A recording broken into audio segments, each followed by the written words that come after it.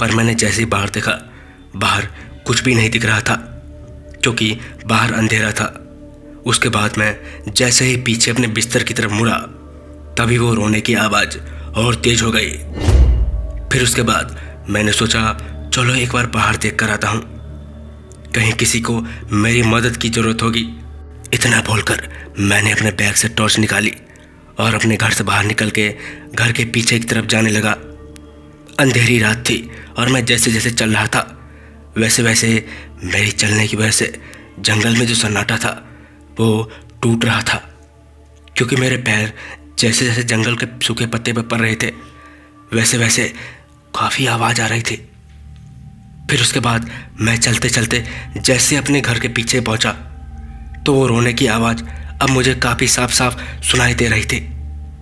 घर के पीछे पहुंचते ही मैंने ज़ोर से आवाज़ लगाई और कहा कौन है वहाँ? पर इतनी ज़ोर से बोलने के बाद भी किसी ने कोई जवाब नहीं दिया। पर वो जो कोई भी था वो लगातार अभी रोए जा रहा था। अरे कोई है तो मुझे जवाब दो, डरो मत, मैं तुम्हारी मदद करने के लिए आया हूँ। पर मेरे इतना कुछ बोलने के बाद भी किसी ने कोई जवाब नहीं दिया। फिर उसके बाद मैंने अपने आप से ही कहा, अब कोई भी हो मुझे क्या, मैं मदद तो करना चाहता हूँ, पर कोई जब मदद करने को तैयार ही नहीं है और सामने ही नहीं आ रहा तो मैं मदद करके क्या करूँगा, जाने तो जो भी है। यहाँ इतना अंधेरा है कि इस टॉर्च की रोशनी में भी कुछ सही से दिख नहीं रहा था। इतना बोलकर मैं जैसे ही वापस घर की ओर चलने लगा तभी मैंने अपने टॉर्च की रोशनी में देखा, मुझे थोड़ी दूर पर एक लड़की बैठी हुई थी, वह दिख रही थी और उसी की रोने की आवाज़ इतनी देर से आ रही थी।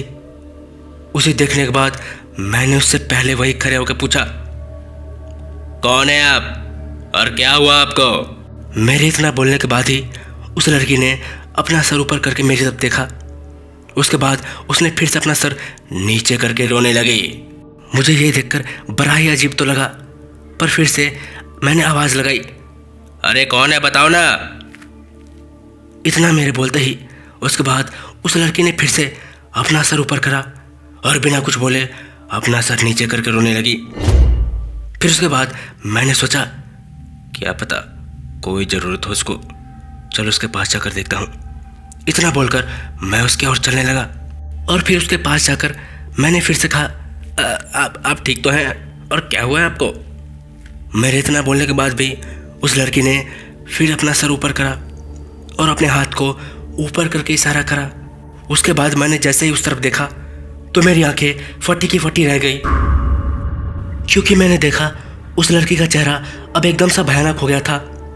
उसका मुंह पूरा सफ़ेद और जगह जगह से फटा हुआ था और उसके पूरे शरीर में चोट लगी हुई थी जिसमें से खून निकल रहा था। मैं उस लड़की को खड़े खड़े डरते हुए देख ही रहा था, तभी मुझे ऐसा लगा जैसे किसी ने मेरे कंधे पर पीछे से हाथ रख दिया। उसके बाद मैंने डरते हुए धीरे धीरे से पीछे मुड़कर देखा तो मेरे फिर से होश उड़ गए, क्योंकि मैंने जैसे ही पीछे मुड़कर देखा तो पीछे कोई भी नहीं था। फिर उसके बाद मैंने जैसे ही उस लड़की की लाश की तरफ देखा पर अब उस जगह पर कुछ भी नहीं था। मैंने बिना समय गवाए हुए तुरंत अपने कमरे की ओर भागने लगा। तभी मैं भागते भागते एकदम सा रुक गया, क्योंकि मैंने जैसे ही भागना शुरू करा था वैसे ही लड़की के हंसने की आवाज़ पूरे जंगल में गूंजने लगी। मैं डर के मारे एक ही जगह पर खड़े होकर इधर उधर देखने लगा। मुझे वहाँ आसपास कोई नज़र नहीं आ रहा था। फिर उसके बाद मैंने वो हंसी को अनसुना करते हुए अपने कमरे की ओर भागने लगा। उस समय मैं लगातार भाग रहा था, क्योंकि मैं पहले उस रोने की आवाज़ का पीछा करते हुए काफ़ी आगे निकल आया था, इसलिए मैं बस लगातार भागे जा रहा था।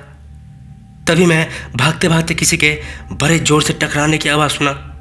थोड़ी देर बाद मैं भी किसी चीज़ से टकरा कर नीचे गिर गया। वो चीज़ मुझे बड़ी तेज़ लगी थी, जिसके कारण मुझे उस समय काफ़ी चोट आई थी। पर उसके बाद मैंने अपना आप को थोड़ा संभाला और अपनी टॉर्च उठाकर देखने की कोशिश करने लगा। पर मैंने टॉर्च की रोशनी अपनी इधर उधर मारी, पर मुझे वहाँ आसपास ऐसी कोई भी चीज़ नहीं दिख रही थी जिससे मैं टकराया होगा। फिर उसके बाद मैं जैसे उठकर खड़ा हुआ तभी वो हंसने की आवाज़ और तेज हो गई। मानो ऐसा लग रहा था जो हंसने की आवाज़ मेरा मजाक उड़ा रही थी। पर मैंने इस बार भी उस आवाज़ को अनसुना कर दिया था और अपने घर की ओर जाने लगा। इस बार मैं भाग नहीं रहा था, बस जल्दी जल्दी चल रहा था। पर मैं जैसे ही अपने घर के पास पहुंचा तो मैंने देखा मेरे घर के गेट के पास ही वही लड़की बैठी है और जोर जोर से हंस रही थी। तो कभी वो रो रही थी। तभी मैंने डरते हुए वहीं खड़े खड़े उससे कहा, कौन हो तुम? मेरे इतना बोलने के बाद ही उस लड़की ने अपना चेहरा ऊपर करा और अपनी जगह से खड़ी हुई और अपनी डरावनी आवाज में कहा, मेरी मदद कर दो। फिर मुझे लगा शायद इसे मदद की जरूरत है, इसलिए मैंने फिर से कहा, कैसी मदद?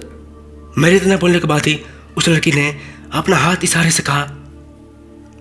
वो जिस तरफ उसने अपने हाथ को इशारा दिया था, मैंने जैसे ही उस तरफ देखा तो इस बार भी वहां उस लड़की की लाश पड़ी हुई थी।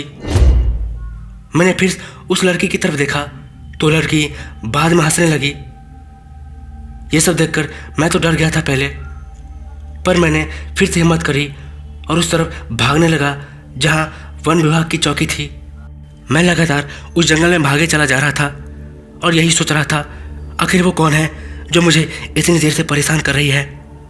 पर तभी मैं भागते भागते फिर से रुक गया क्योंकि मैंने देखा वो लड़की अब मेरे आगे से चली जा रही है।